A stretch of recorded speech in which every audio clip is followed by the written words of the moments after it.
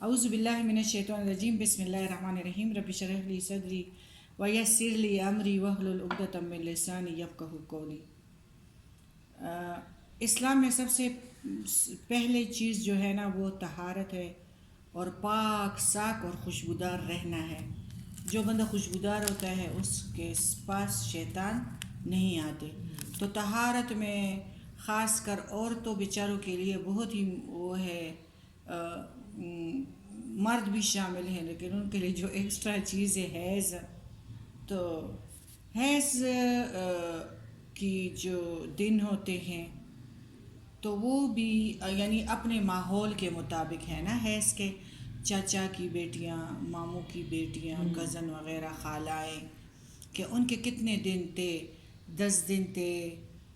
ہر ماحول، ہر علاقے کا اور ہر قبیلے کا اپنا اپنا سسٹم ہے۔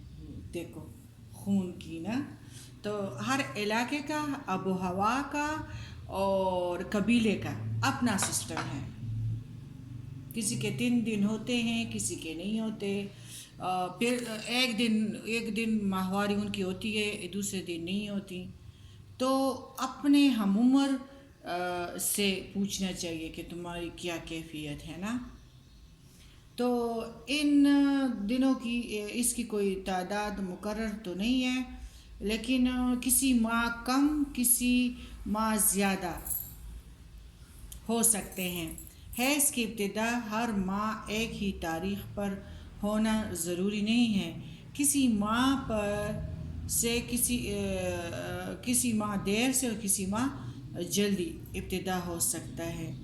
مدت حیض پر خاتون کے لیے الگ الگ ہو سکتی ہیں۔ حیض شروع ہونے اور ختم ہونے کی عمر، آب و ہوا اور خواتین کے حالات، اور یہی جو میں نے سب کچھ کہا ہے نا، ملک، علاقہ، یہ ساری چیزیں پیش نظر میں یعنی مختلف ہو سکتی ہیں۔ جب تک مکمل پاک نہ ہو تب تک یعنی عبادت نہ کرے۔ مثلا 2 دن ہوئے، 2 دن نہ ہوئے، پھر 2 دن ہوئے، تو اب 6 دن کے بعد پاکیزگی ہوگی۔ اکثر شروع میں کم ہو لیکن ہو حیض کا خون تو وہ ناپاکی ہے۔ حیض میں سب سے اہم چیز جو ہے وہ عبادت ہے، اور اس کے مطابق یہی حکم ہے جو اس کے بارے میں آج ہم پڑھیں گے۔ یعنی حیض میں نہ نماز پڑھ سکتے ہیں اور نہ روزہ، لیکن روزے کی قضا ہے اور نماز کی نہیں۔ حیض شروع ہوتے ہی روزہ ختم ہوتا ہے، خواہ سورج غروب ہونے سے ایک لمحہ یعنی پلک چپکتے ہی وہ شروع ہو جائے تو وہ روزہ ختم ہو گیا۔ لیکن انسان عادتاً پھر کیا ہوتا ہے، عزت کے مطابق وہ نہ کرے تو الگ بات ہے، لیکن آپ پہ روزہ آ گیا، ایک لمحہ قضا ہے۔ حائضہ کے لیے مسجد میں ٹھہرنا بالکل جائز نہیں، البتہ مسجد کے راستے سے گزر سکتی ہیں۔ حیض سے پاکیزگی حاصل کرنے کے لیے بے جا عجلت اور بے جا تاخیر سے کام نہیں لینا چاہیے۔ غسل حیض میں تاخیر ہونے پر قضا نمازیں ادا کرنی چاہیے۔ تاخیر کیا ہے؟ مطلب آپ پاک ہو گئی ہیں اور ظہر کا وقت تھا، آپ نے غسل نہیں کیا لیکن آپ پاک تھی، تو اس قضا آپ نے لکھنی ہے۔ اور اگر آپ کو اذان ہو گئے ہیں، بچے آئے ہیں، آپ نے ان کے کانے پہ لگ گئے اور پھر آپ کی حیض شروع ہوئے، تو وہی جو ظہر کا نماز، جو بھی نماز آپ سے کیا ہے تو وہ لکھ لے، اس کی قضا پھر ہے۔ اذانیں ہوئی تھی نا، اس کے بعد آ گئے نا، تو وہ قضا جب آپ پاک ہو گئی، آپ نے غسل نہیں کیا، جو نماز آپ سے گزر گیا تو اس کی قضا بھی لکھ دے، وہ آپ پڑھیں گے۔ مسلسل قرآن پاک کی تلاوت حیض میں منع ہے۔ البتہ ایک ایک آیات توڑ کر پڑھ سکتی ہے۔ طالب علم و استاد کے لیے، قرآن پاک کے طالب علم کے لیے اور سکھانے والے کے لیے جو ہے وہ یہ لازمی ہے کہ وہ قرآن پاک پڑھ سکتے ہیں۔ تلاوت کی غرض سے نہیں، یاد کرنے کی خاطر اور یا کسی کی سکھانے کی خاطر اور یا سیکھنے کی خاطر۔ قرآن پاک کو ڈائریکٹ ہاتھ نہیں لگانے چاہیے، خصوصاً ٹیکسٹ کو اگر پکڑنا ضروری ہو تو کپڑے سے پکڑے یا گلوز پہن لیں۔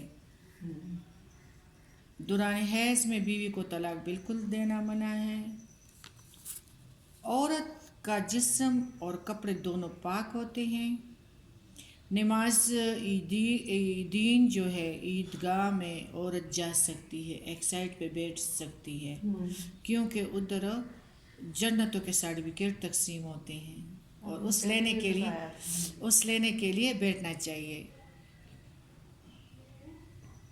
عورت کا جسم اور کپڑے دونوں پاک ہیں، ہاں صرف جس حصے پر خون لگا ہوا ہے تو اس کو دھو لے تو وہ بھی پاک ہو جاتی ہے۔ حائضہ کے ہاتھوں کا کانا اور اس کے ساتھ یعنی اس کا جوتا پینا یہ سب کچھ پاک ہے۔ حائضہ طواف کے علاوہ باقی سارے مناسک حج ادا کر سکتی ہیں۔ حالت حیض میں جانماز کو ہاتھ لگانا، جانماز پر بیٹھنا، ذکر کرنا، سب کچھ کرنا جائز ہے، مطلب تسبیح کرنا اور دعائیں مانگنا یہ جائز ہیں۔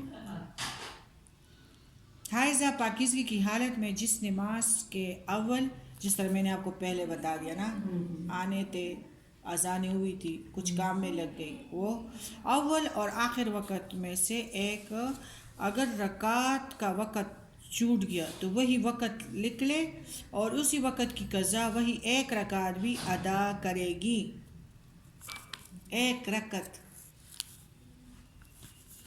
اگر کوئی عورت رمضان میں فجر کی اذان سے پہلے پاک ہو جائے اور غسل کا وقت نہ ہو تو پہلے روزہ رکھ لے اور پھر بعد میں غسل کر لے۔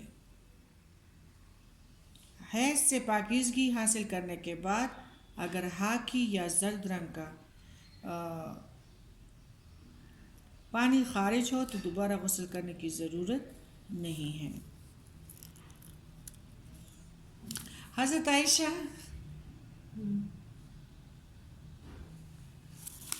عائشہ رضی اللہ تعالی عنہ فرماتی ہیں کہ جب ہم میں سے کسی کے کپڑے حیض کے خون سے علیحدہ ہو جاتے تو غسل کے بعد ہم خون کپڑے سے دھو ڈالتے اور پھر سارے کپڑوں پہ پانی تھوڑا سا چھڑک دیتے تھے اور نماز پڑھ لیتی۔ بخاری نے روایت کیا ہے۔